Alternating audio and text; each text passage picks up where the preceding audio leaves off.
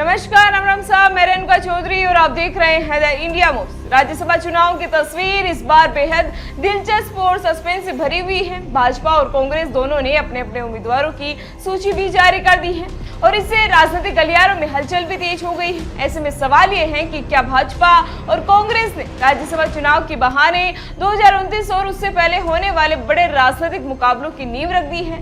क्या कुछ नामों को टिकट देकर और कुछ को बाहर कर दोनों दलों ने दूरगामी राजनीतिक संकेत दिए हैं? इन सवालों के बीच राज्यसभा चुनाव 2026 का मुकाबला बेहद दिलचस्प हो गया है।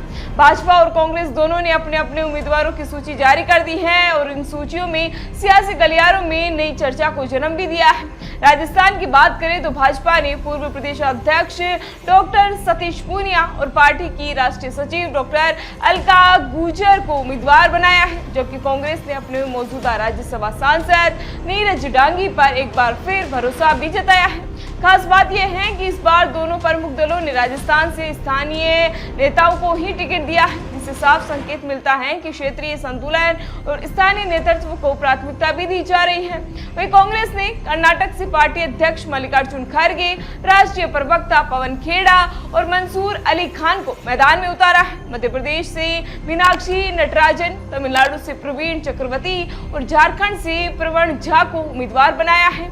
वहीं दूसरी ओर भाजपा ने मध्य प्रदेश से राष्ट्रीय महासचिव तरुण और उद्योगपति रजनीश अग्रवाल को टिकट दिया है। राज्यसभा की 27 सीटों के लिए 13 राज्यों में 18 जून को मतदान होना है, जबकि नामांकन की अंतिम तिथि 8 जून है। इस पूरे चुनाव में सबसे ज्यादा चर्चा भाजपा की उम्मीदवार सूची को लेकर हो रही है, क्योंकि पार्टी ने केंद्रीय मंत्री रवनीत सिंह बिट्टू और जॉर्ज कुरियन को दोबारा मौका नहीं दिया है। बिट्टू वर्तमान में राजस्थान से राज्यसभा सांसद है, जबकि कुरियन मध्य प्रदेश का प्रतिनिधित्व करते हैं। दोनों का कार्यकाल 21 जून को समाप्त हो रहा है, लेकिन टिकट न मिलने के बाद राजनीतिक हलकों में ये चर्चा तेज हो गई है कि क्या मोदी सरकार में जल्द कोई बड़ा फेरबदल देखने को मिल सकता है। हाल ही में केंद्रीय राज्य मंत्री पंकज चौधरी को उत्तर प्रदेश भाजपा का प्रदेश अध्यक्ष और हर्ष मल्होत्रा को दिल्ली भाजपा की जिम्मेदारी दिए जाने के बाद इन अटकलों को और भी बल मिला है। पंजाब जाट सिख चेहरे के रूप में पहचाने जाने वाले रवनीत सिंह बिट्टू का नाम सूची से गायब होना कई लोगों के लिए हैरानी की बात भी है।